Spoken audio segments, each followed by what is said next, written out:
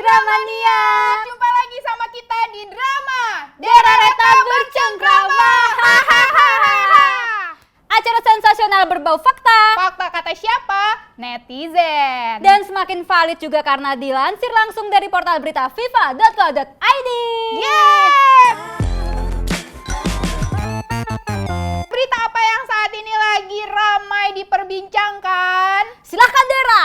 Apaan sih lo? Kenapa jadi gua?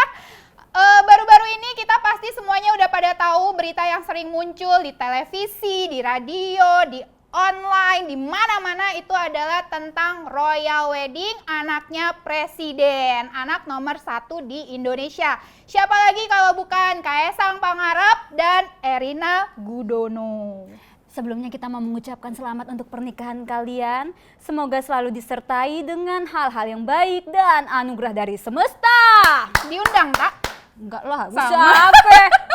Harusnya kita diundang ya, jadi kita langsung di sana ngomongnya. Nggak usah, lu nggak bawa kado juga kan? Acara yang besar-besaran dari hari pertama yaitu akad nikah yang berlangsung di Yogyakarta. Lalu hari keduanya ada kirap dan pesta rakyat di Solo. Gitu, dan beritanya ramai sekali karena Kaesang saat dia baru akad nikah nih, baru sah, ternyata tiba-tiba udah ada tweet yang muncul. Sah.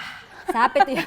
Siapa itu yang nge-tweet? Katanya sih kalau baca-baca tuh katanya itu yang nge-tweet ajudannya atau siapa, tapi ternyata bukan. Itu memang Mas Kaesangnya sendiri yang nge-tweet. Sempet-sempetnya loh dia sah langsung bikin tweet. Kalau menurut gue dia tuh udah ngetik sah. Jadi pas begini Oh iya benar langsung tweet. sah. Tep. Ya elah, Emang mantep. rame banget untuk si Mas Kaesang ini selama pernikahan. Twitternya benar-benar ramai sekali diperbincangkan. Mulai dari dia pas akad nikah itu dia bilang sah. Terus pas kirap dia bilang panas. Di tweetnya juga ada tentang Ibu Iriana yang mengundang teman-temannya. Terus berfoto bersama di situ. Tapi pengantinnya nggak kelihatan. Kata Mas Kaesang.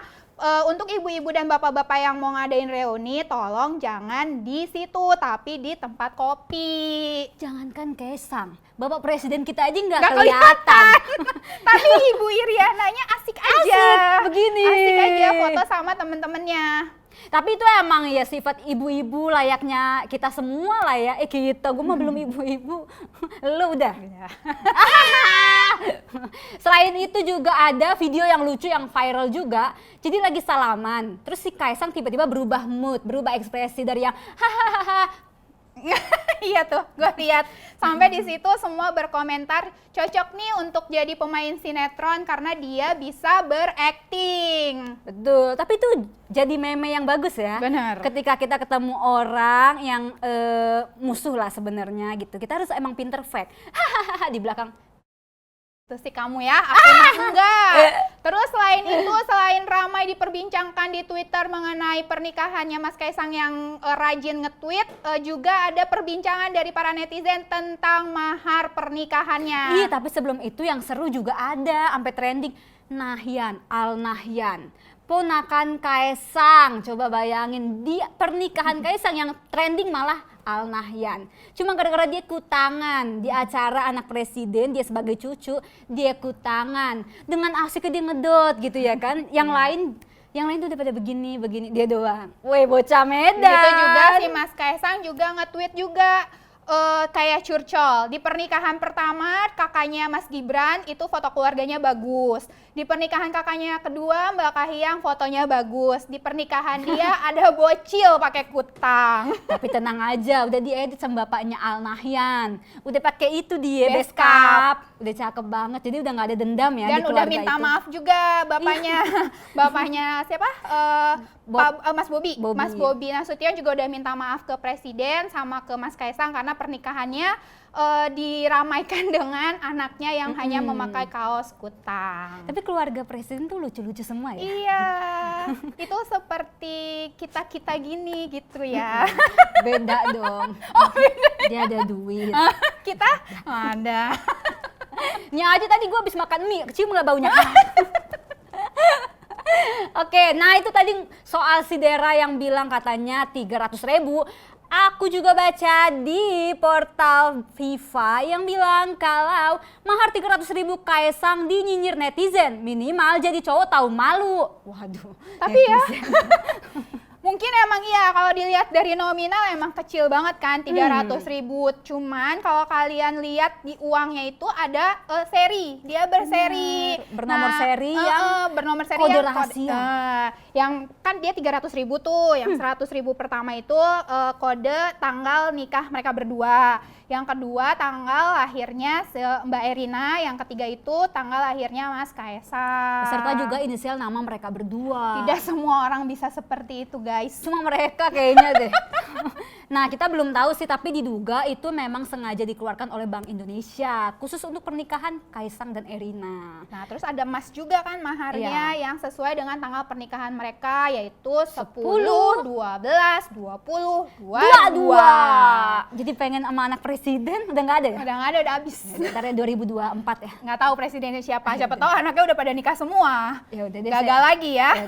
Yang ada aja. Nggak ada masalahnya. Tapi ada juga nih netizen yang berkomentar, nggak apa-apa mahar cuma 300.000 tapi per bulannya 300 juta. Ya iyalah anak presiden diledek. Dia nggak minta ini ya, mahar sertifikat rumah.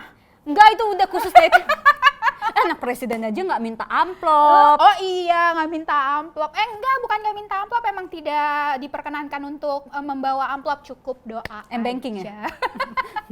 Cukup doa aja. Kita nggak tahu deh, Ramantau sebenarnya nggak amplop tapi transfer nih, gue Gue transfer. nggak tahu deh, gue nggak mau komentar. Ya udah.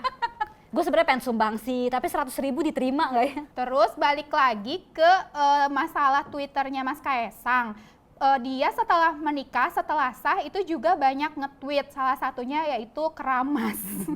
Ini katanya ada, gue aneh deh, ada netizen yang ngitungin ya, katanya ini udah 5 kali loh dia bikin postingan keramas katanya. Netizen kan nggak punya kerjaan. Mantau Twitter aja di refresh begitu aja kerjanya. Akhirnya si tweetnya Mas Kaisang yang tentang keramas sama netizen itu di retweet dan nge-tag kakaknya Mas Gibran, dan akhirnya dikomentarin sama Mas Gibran kalau Mas Kaisang itu kenapa sering keramas karena dia kotombe akut katanya. Aduh, mohon maaf nih, keluarga ini seru banget. Seru banget. Besok bisa diundang nggak? Nggak bisa. Nggak tahu deh itu jalur mana ya. Setelah resmi menikah, ini juga nih ya, ada yang masih menyangkut pautkan antara Kaisang dan juga Felicia Tissue. Siapa tuh?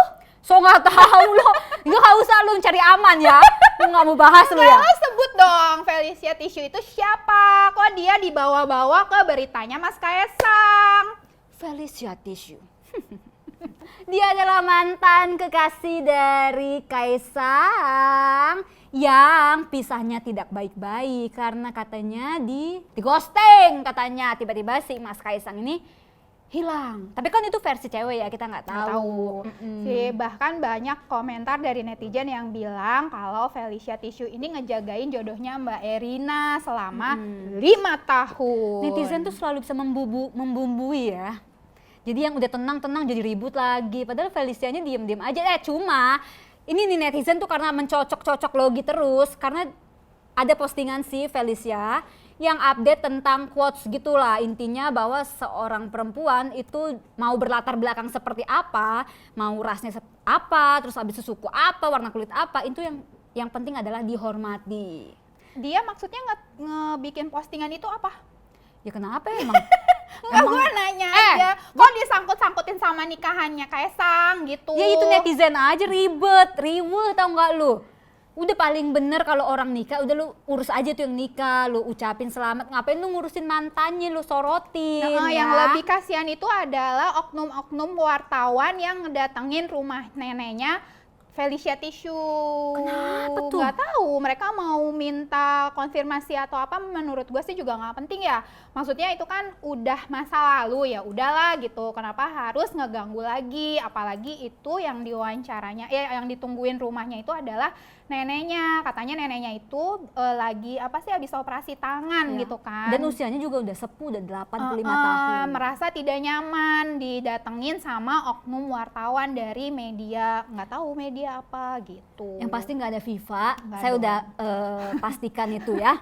Udah cross check. Ngomongin media, kan kita media ya. Tapi ya by the way kalau menurut gue itu tentang ini aja sih, profesi ya, kita nggak bisa menyalahkan dari wartawannya juga. Dia kan dituntut, pasti ada pemimpin yang meminta mereka, mengutus mereka untuk ayo nih ke rumah si Felicia. Mungkin karena Felicianya nggak ada, kebetulan lagi di Singapura sama mamanya. Jadi yang dikejar adalah keluarga, dan kebetulan mungkin adanya ya neneknya si Felicia. Tapi gitu. kalau menurut gue itu hanya bagian dari tuntutan pekerjaan, tidak ada maksud dari media untuk mengganggu gitu. Dan sebenarnya kenapa rame dikejar juga karena netizen. Kalian selalu menyocok logi, menggabung-gabungkan yang udah ya udahlah gitu. Kayak gue ditolak ya udah. Curhat.